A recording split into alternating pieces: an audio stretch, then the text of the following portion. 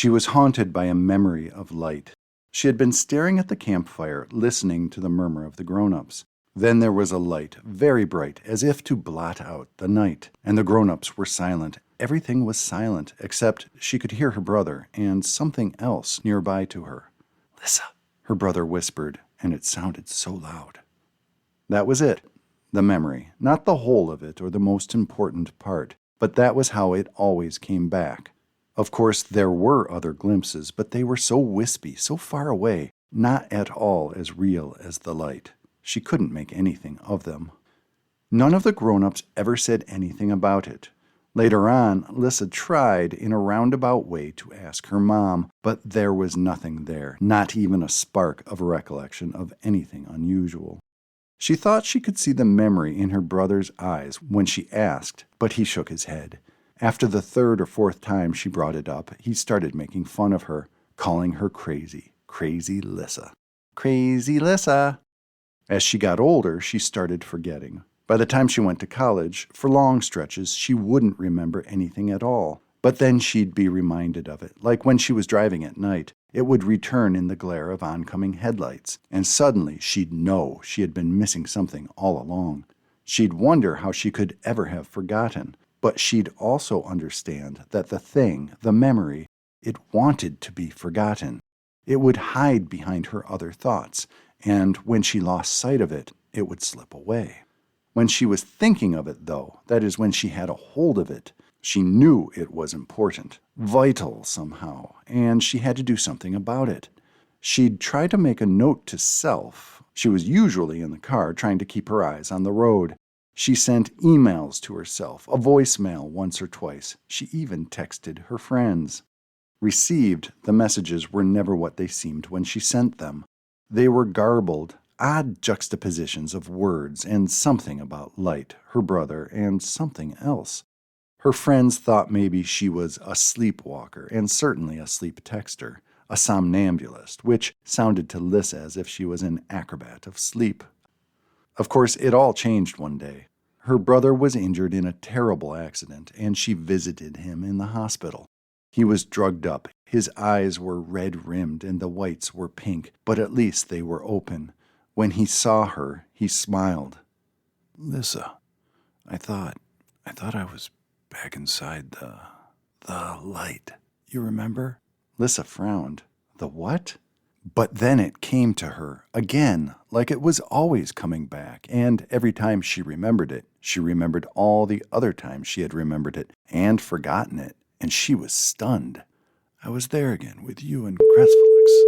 There was a sound that came from her brother's mouth. She wasn't sure what it was. He looked at her expectantly. "What? I didn't hear. I don't know what you said." She leaned closer. His mouth moved again, and there was a noise. When she didn't respond, he looked at her fiercely, and he tried to raise his head. It obviously caused him pain. "Crestfelix." He said it again. "Crestfelix." She blinked her eyes, and a chill ran through her body. Crestfelix? But that was a childhood toy. It was what was it? A plastic figure, green and segmented like a bug, with 6 appendages, one of which permanently held a ray gun. It had a belt and a cape and a small silvery helmet, completely enclosed so that its face and features could not be seen, like a cartoon character, but now she couldn't remember what cartoon show it had come from. When she had played with it, she had moved it with her hand and used her own voice to make it speak in a high, squeaky voice. Right?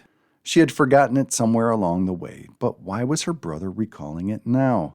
He had laid his head back against his pillow. The expression on his face was slackening, and it seemed like he was falling asleep or passing out.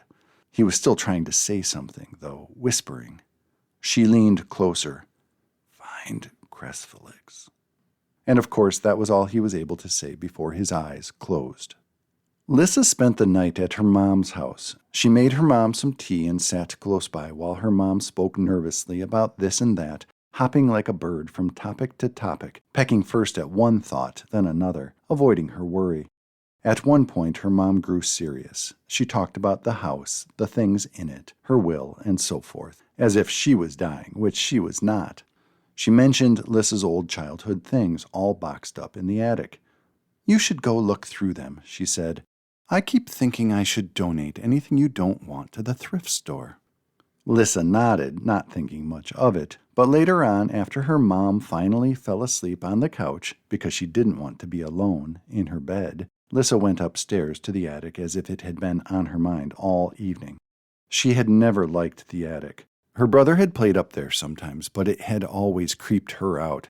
There were just 2 light bulbs, one on either side of the attic space, along the length of the pitched roof, and they didn't cast enough light. There were strange shadows up there, shaped by boxes and heaps of junk. When she was a kid, one of the few times she had gone up there, she had seen the shadows move toward her, not knowing her brother had accidentally set one of the light bulbs to swaying as he brandished a broom as a staff, playing wizard. She ran screaming downstairs and didn't return. She was scared now. Only one of the light bulbs lit on this night, and the light seemed feeble, yellowy, and, she thought, fragile, as if it might flicker off at any second. She almost decided not to bother searching, but she overcame her fear and made a round of the attic, peering hard into the shadowed corners. Her brother had said, "Find Cressfelix," and she felt deep in her bones this was the place to look. All of her boxes were stacked together, labeled in bold black letters, "Lissa's stuff." There were just 4 boxes, not counting a trunk she knew was filled with old clothes and stuffed dolls. She had left a lot of stuff behind when she first went to college, but after getting an apartment, and especially after graduation, she had slowly accumulated anything useful there. So these would be the odds and ends. The boxes were near enough to the light and not too far from the stairs so that she could sit down in the dust and look through them there, but after opening the first box and realizing just what a storehouse of memories it was, and after hearing the house beneath her creak and the wind moan, she decided to carry the boxes to her old room where she could feel more comfortable. On her 4th trip, just as she was leaving, the light bulb made a popping noise and the attic turned instantly black. Lissa smiled. "Ha ha, you didn't get me this time." The boxes kept Lissa awake until well into the wee hours of the morning. There were pictures of old friends, journals, awards, letters, small gifts, and tokens from old friends. One box was filled with books. There were a few toys, somehow saved over all the years, but none resembled a bug. They were mostly Jenny dolls. By the time she was done looking through the boxes, her hands were filthy and her eyes were bleary. It felt to her like there was dust clogging up the corners of her eyes. She hadn't found Cressfelix. She wondered if it was still up in the attic somewhere, maybe mixed in with the stuffed dolls in her trunk, or maybe in one of her brother's boxes, but there was no way she was looking any more that night. Instead, she washed up and stretched out on her old bed. She was asleep almost instantly. In the morning, she woke to the smell of bacon and smiled, stretching lazily before remembering her brother. When she sat up in bed and looked over the mess in her room, because she had set many things aside to take with her, she saw, as if she had casually set it aside with everything else, Cressfelix. Or maybe it had dropped out of one of the boxes as she had been reaching in to get something else. It stood upright, just 3 or 4 inches tall, scuffier than she had remembered it, but it was otherwise almost exactly as she had remembered. A bug, like an astronaut or a superhero, with cape and helmet. But where was the ray gun? She could have sworn there had been a ray gun. She went downstairs with the bug held in her right hand. Her mom was in the kitchen, tending a frying pan. There were tears streaming down her face. "Mom, what's wrong? What happened?" Of course, she thought instantly of her brother. "Now, don't worry," her mom said. "They say it's just a precaution." And so she went on to explain how the hospital had called. They were looking to induce a coma. It had something to do with protecting her brother from further harm, or something about swelling and healing. Her mom's words were increasingly confused and distraught. Lissa decided to stay another night, but she ran to her apartment to get some of her things. Her mom lived one town over, which was a little bit of a jog from Stone's Way, where Lissa had gone to college and where she still lived. She had managed to get a good job at the college, although she was thinking about grad school. In the car, she set Crestflix on the dashboard. She had gripped it all through her mother's long description of her conversation with the hospital. Not a person at the hospital, but seemingly the place itself. Crestflix was sweaty when she set it on the dashboard, but it dried quickly in the sunlight. It was reassuring there. Lissa didn't know why, but she thought of it as really, it was kind of funny. She thought of Crestflix as a hero. Probably from all of the hours it had been a hero to her, battling whatever those Jennies had been conspiring to unleash on the world, or whatever else she had played at. She also remembered hours and hours of playing at school, and all of the Jennies had been mean, while Crestflix nobly and bravely adhered to the code of the alphabet, repeating again and again, A, B, C, D, until the Jennies realized they too could be noble and brave, or something like that. She didn't notice at all how unusually the toy held its position on the dashboard.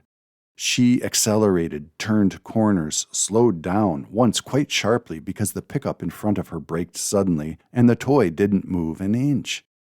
If she had been observing it intentionally and thinking about it, she might have realized it couldn't possibly have stood so firmly through all of that, if it was just a toy. But she wasn't paying attention. Someone was paying attention, though. He paused the show just as Lissa pulled up in front of her house. Of course he had noticed, and had started watching much more carefully when the narrator had mentioned Stone's Way, his own hometown. He had watched closely the entire scene after that. Her Crestflix was an exact replica of his own Crestflix, except the one in the show didn't have the gun. "Mom! Mom!" he yelled. He was excited. The place where this woman lived looked just like a place down the street from him. Down the street and a little bit over. He'd ride his bike over there later to double-check. His mom didn't answer. "Mom!" He put some extra emphasis into his voice. "What?" he heard from the other room. His mom was already using some extra emphasis in her voice. He remembered she had said she'd be busy doing the bills. "There's this woman. She's got a Crestflix, and she lives here in Stone's Way." "What are you talking about, Kern?" His mom's voice was nearer, as if she was coming down the hallway to check. "I'm watching a show." "Oh." He could hear his mom pausing on the way to the living room. He was pretty sure she had only heard the word show. "Well, you know you only have a few more minutes of screen time." She hadn't heard anything else he had said, he was sure, but he didn't want to lose screen time, so he just gulped down the rest of what he had been about to say. "Okay, Mom!" he yelled cheerfully to put her in a better mood. He listened carefully for a second as she turned and moved back down the hallway in the other direction. Then he unpaused the show. Lissa parked the car and ran inside. She found a duffel bag in a closet and started grabbing clothes. At first, she only grabbed enough clothes for one more night at her mom's house, but then she went around the room again gathering whatever she might need for 3 to 4 nights. The second round was slower and took more thought. She would need 1 or 2 books to read, a notebook, what else? Outside, a second car pulled up in front of her apartment building and parked directly behind her car. This car was long and black. It belonged to a previous era when cars were configured in right angles. There were 2 men inside the car. At first glance, someone might have thought they were identical in appearance. They were very nearly identical twins, but the driver's irises were a pale shade of yellow, while his partner's eyes were gray. They each reached for the sunglasses they kept tucked into the left breast pocket of their suit jackets. The shades were very dark, and nobody would see the difference in their eyes while they were wearing them. Of course, they wore the same dark gray suits, which was apparent after they stepped out of the car and as soon as they stood side by side on the sidewalk outside the apartment. Seen together, aside from their identical appearance, one might have said there was something subtly wrong about them, as if their proportions were not quite right or their skin texture was wrong. A keen observer would have thought maybe they were like robots not quite emerged from the uncanny valley. They were not tall men, just 5'6" or so, but they were strongly built and broad. They looked like pugilists, if one knew the word, hardy in a fight which they would win by using their fists as hammers. They proceeded to the door of Lissa's apartment, which she had left open in her hurry, and because she knew Stone's Way was a safe place to live. The one on the left, let's call him Yellow. He smiled slightly as the door swung open, and this really was an uncanny sight. Ghastly, really, because his teeth were wrong, not individual teeth at all.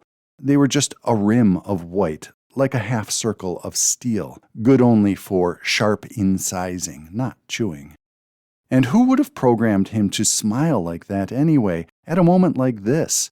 It was the smile of a petty criminal, aware he was about to get away with his crime. Lissa didn't hear the men enter her apartment. When they entered her room, she had 3 pairs of socks in one hand, 4 pairs of underwear in the other. She was staring into her dresser drawer, counting nights and days in her head. She caught Gray out of the corner of her eye. She turned, yelled something like, "Gah!" and threw both fistfuls of garments at both Yellow and Gray. One balled-up sock struck Yellow in the face, jostling his glasses. The other clothes fell to the ground. Yellow smiled again, revealing his teeth, which Lissa glimpsed wide-eyed. For some reason, Lissa thought of Crestflix next, and her hand flitted to her pocket, but she had left it in the car. The 2 men raised their fists as they approached. There was no way Lissa could get past them to the door. She covered her head with her arms instinctively, which seemed to her a pitiful gesture even as she did it. She didn't even try to speak to them or plead. It was like she already knew. Looking back, it seemed to Lissa she had been floating outside herself and somewhere above, which would have placed her in the ceiling. The 2 men were frozen, standing in front and to either side of her body, which was frozen too, in the act of raising its arms over its head. Behind the men at the door there was a child she had never seen before, a boy with a baseball cap. He held one arm out in front of him like a wizard directing a spell, but his fist was clenched around an object. Even hunched over, with her eyes half closed, Lissa could recognize the figure as Crestflix. Its silvery helmet poked from the top of the boy's hand, and one of its appendages, the one holding a gun, poked through the boy's fingers of his fist. She could see the ray gun was emitting something, like wavy lines in a cartoon. At that moment, Lissa understood she had to act fast. She would only have seconds. She dropped into her body and moved immediately. She shoved one of the men, expecting him to fall stiffly sideways like an ice sculpture or wax figure, but his body was abnormally heavy. It was like pushing against a tree anchored in the ground. She lost a second then, looking more closely. His skin had the appearance of rubber, but the rubber had been detailed with pores and the afternoon whiskers of a man who shaved every morning. She wanted to scream, but that would have taken too much time. She had the presence of mind to grab her bag, and as she ran out of the room, she scooped up most of her things from the ground. The boy was standing in exactly the same position. He seemed frozen too, but Lissa could see how he was concentrating. There was sweat beading out of his forehead and on his upper lip. He couldn't have been older than 10, but the way he looked, it was like a scene from a movie. Like when Randar faced the Chimera on the iced-over lake of Neverness. "You shall not advance!" As she swept past him, he turned, too. They both ran outside. He ran toward his bike, which he had dropped on the lawn as he had rushed inside. Lissa turned as if to pull him with her to the car, but she knew he was right even if she didn't understand what she was thinking. It would be better for him if he went back to his life. They might not follow him there. She didn't say a word to him as she ran to the car. She was watching the front door of her building, only vaguely aware of her own precise actions. Like opening and closing the car door, putting the key in the ignition, seeing the boy launch himself onto his bike, and watching him pump furiously at the pedals as he raced up the street. She was expecting the two men to emerge at any second. She was expecting the ignition of her car to fail, but neither happened. She was already pulling away by the time she saw them come out. She watched them in her rearview mirror as they stood on the lawn and watched her. They didn't seem to be in any hurry. This worried her. Her first thought was that she couldn't return to her mom's house. Her second thought was that she had no idea where she could go. She was aimed south. She wondered if she should just keep driving down into Iowa. She had a half tank of gas. Her mind was racing, but it wasn't getting anywhere. She knew she had to calm herself down and think clearly. What the heck had just happened? Her eyes flickered to Crestfelix. It was standing, seemingly in a different position, facing her now. The silvered helmet was impassive, but somehow she felt that Crestfelix wanted to speak. She reached for it and held it in her hand, looking at it more closely for a second. Crestfelix started talking. She could feel her throat as it started moving, her tongue and her lips shaping sound. In one sense, she was perfectly aware that she had started to speak in a funny voice, a high, squeaky voice. But in another sense, she knew she wasn't the one doing the speaking. It was Crestfelix. Somewhere nearby, but very, very far away, there was a toddler sitting in a high chair. Or maybe she was a little older than a toddler, but really she was far too young to have a screen planted in front of her face. Her parents wanted some peace and quiet, so they had handed her a phone and forgotten about her for a little while. Every day, and actually for quite a long while, ever since she had been strong enough to hold a phone without dropping it. The little girl knew perfectly well how to swipe the screen and select her own shows. Luckily for her, she had long ago seen through the traps inside the screen, the colorful dancing blobs of attention deficiency, the soul-destroying melodies and ring-rhymey voices, and worst of all, the shows where hands opened plastic-wrapped toys as if they were great surprises filled with real happiness. Crestfelix laughed at these shows, not kindly, and pointed out all the potential harms to her developing intelligence. It directed her to other programs, and these had already helped her develop a fairly decent grasp of why and when wormholes might form, among other things. But she was a child after all, and she could tell it to stand silent every once in a while so she could watch some lighter fare. On this day, at this very moment, she was watching a show about a woman who had a Crestfelix, and that was funny. And there had been a boy with one, too, and two scary men, and now the woman was talking just like Crestfelix talked, but using her own mouth. This little girl, Amanda, would one day grow up to attend the new Blackwood Institute of Technology, and her parents would feel proud of themselves, although she would have no feelings for them. She would ultimately contribute 2 or 3 of the key ideas out of the 4 or 5 needed to build the impossible engine, but that was still a long ways away, and it would depend on whether her own reality bubble continued to cohere.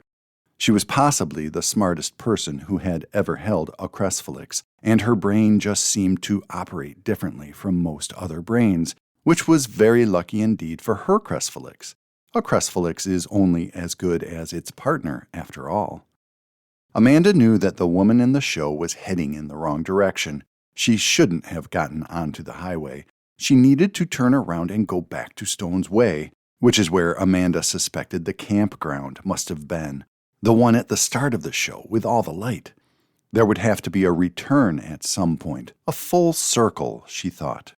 It was obvious at this point in the story that the woman's Crestfelix needed to get its distributor back, what the woman and the boy had thought of as a gun.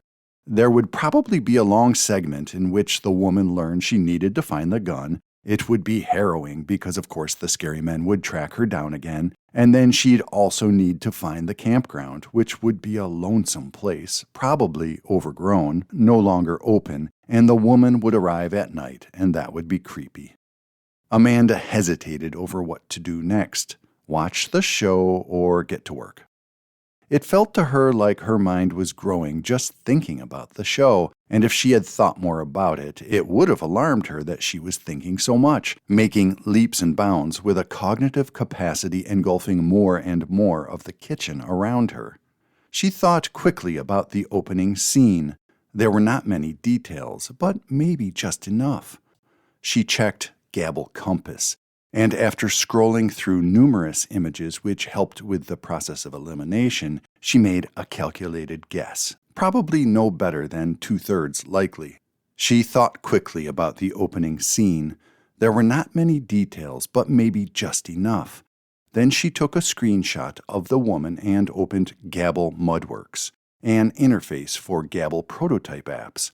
She used Gabble Stalker, the face recognition app, to get a full name. She used Gabble First Contact to get a phone number and swatted the fees to Gabble Doghouse, where her dog, quote unquote, would pay the fee by watching ads, of course placed by Gabble Ads. She used the phone to call the woman. While Amanda was doing all of this, her doorbell rang. She heard it, but she didn't pay much attention. She also heard her parents shouting, but that was something they did with each other most days. It seemed to help them burn off their excess energy, which gave Amanda more time to herself, which suited her just fine. She had her phone to her ear when the house around her fell silent, and this surprised her, so much so that she raised her head to look around. She had time to see the two men, the ones from the show, come into the kitchen. They started pulling bricks like pixels or vice versa out of her kitchen walls. They had their backs to her and they were working very quickly. There was already white light shining through the holes in the wall, pouring through like rushing water and bursting more of the bricks from the wall. She reached for her Crestflix, but her pudgy little hands betrayed her, and instead of grabbing it, she knocked it to the ground. There was a high-pitched whine from her Crestflix as it realized that she could not possibly extract herself from the high seat in time to get a hold of it, and it popped. She had time to say, "Oh, ship," before she also popped, along with the reality around her that had never really been all that stable anyway. Lissa's phone started ringing. She interrupted herself from speaking in the strange alien tongue she could not understand, but which she seemed to speak quite fluently. Or it seemed to her she had just started to understand some of what she was hearing. It was a language she hadn't heard since she was, how old? Not more than 6 or 7. There had been something about a place in the woods where she needed to go next.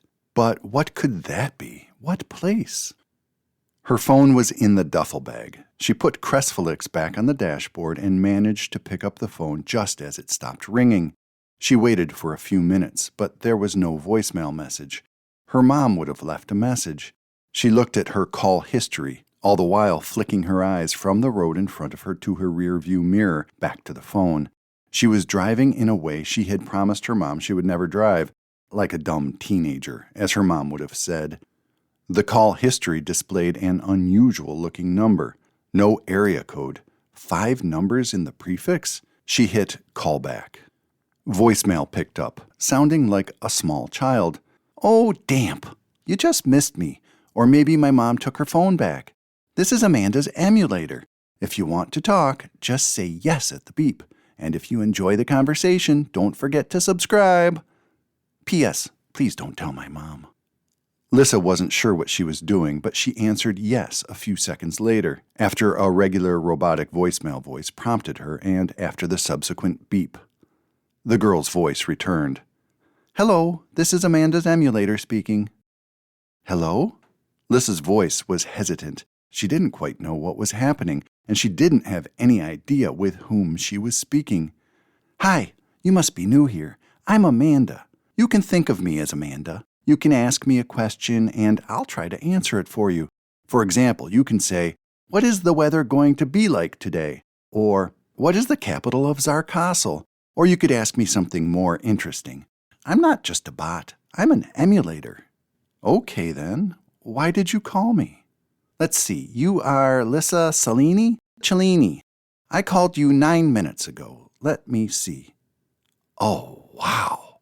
I'm sorry. I'm encountering unusual information which I need to reconfirm." "Well, it seems you are speaking to a ghost, Lissa." "What?" "Sorry, that was an attempt to be humorous. Ha ha ha. You see, I'm an emulator. I exist in the cloud. In this case, Gabble Launch. The person who configured my parameters no longer exists." Lissa picked up on the last words and repeated, "No longer?" in a quiet voice, but there was also a brand name. She didn't recognize it. "Gabble?" "Gabble, Google, Groppet, you name it, they serve it. I'm sure you've encountered them before, wherever you are. They're everywhere, which is how we can have this conversation, even though the person who programmed me is gone. Along with her everything." "Yeah." Lissa's voice was still quiet. This is a lot to take in. And it was. But Lissa knew this was no practical joke, and she was smart enough not to run through any of the usual narrative expedients of doubt and dawning belief. "I can see in my history that I recently investigated you. If I had to guess, and really I'm quite excellent at inference, I would say that my original me wanted to tell you something. Are you familiar with a place called Grogan Creek and Campgrounds? My me ended her search there."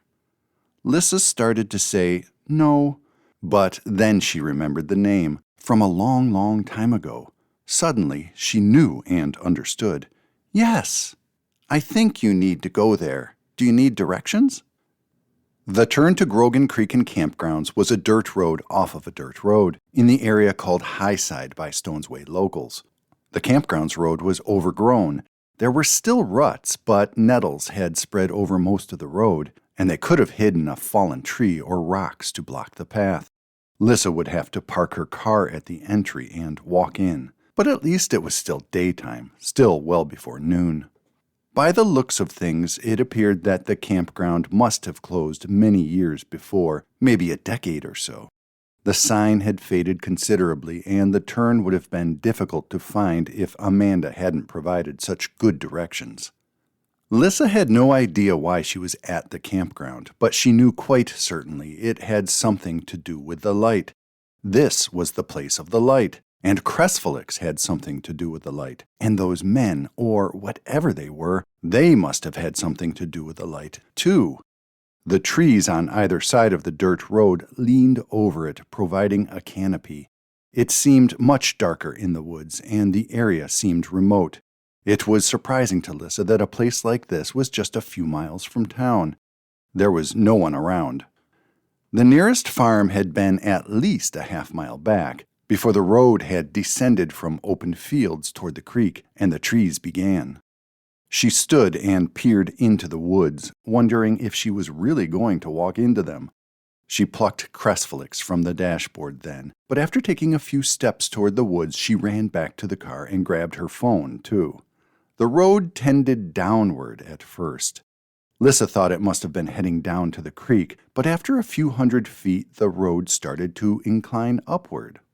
She climbed for about another quarter-mile or so until she started seeing log buildings spread out around a clearing. These were cabins occupying the higher ground, and the road wound further back to areas where people could have pitched tents.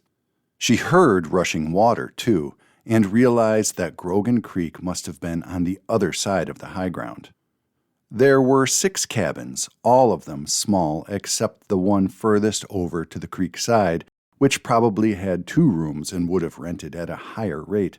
There were also outhouses on either side of the clearing.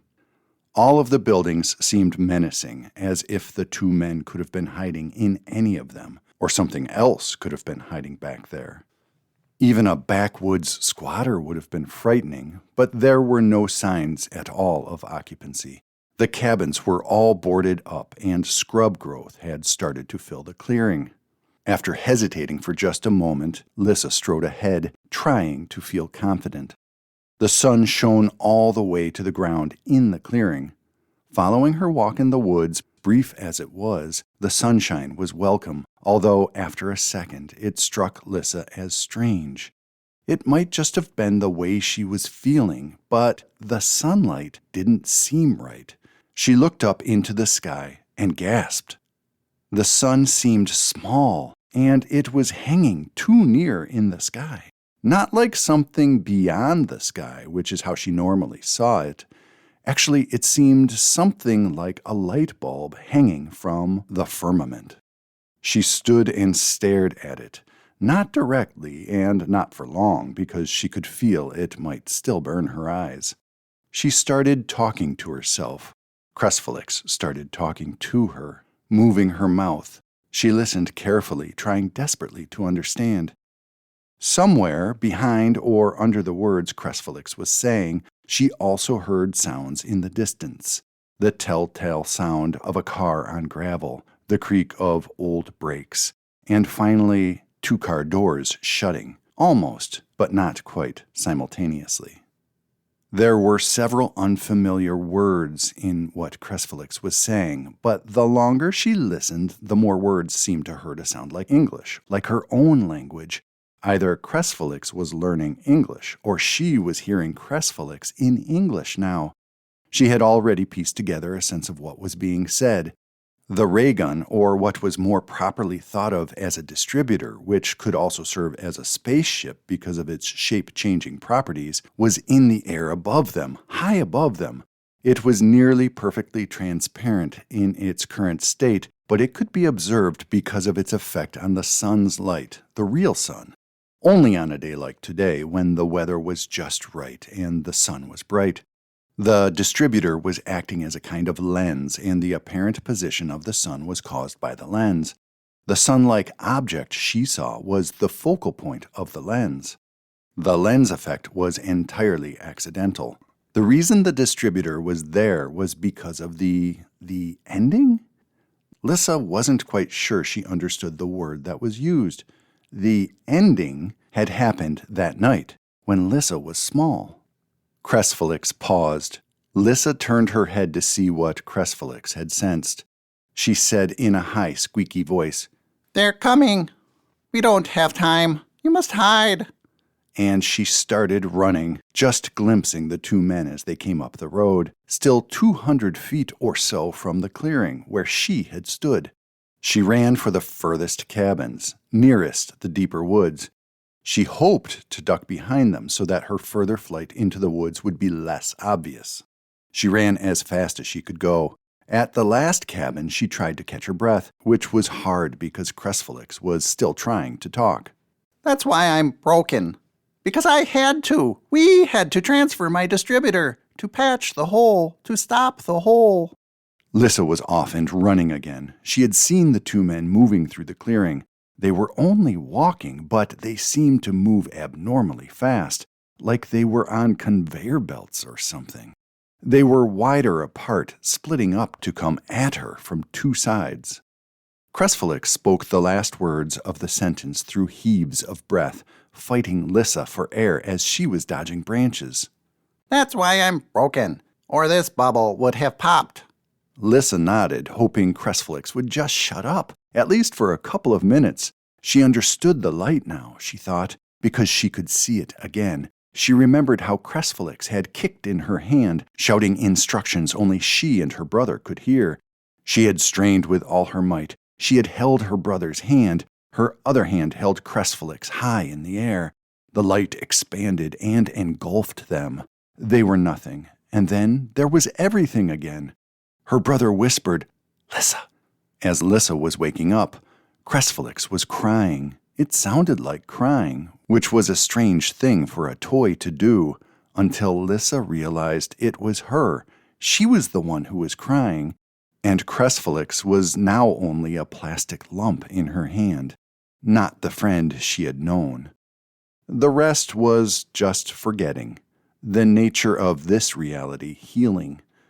The toy was just a toy she soon outgrew, itself only slowly healing in the time since then. The memory almost blinded her to the woods around her, but her body moved swiftly, even gracefully, under branches and over logs. She was running downhill toward the creek.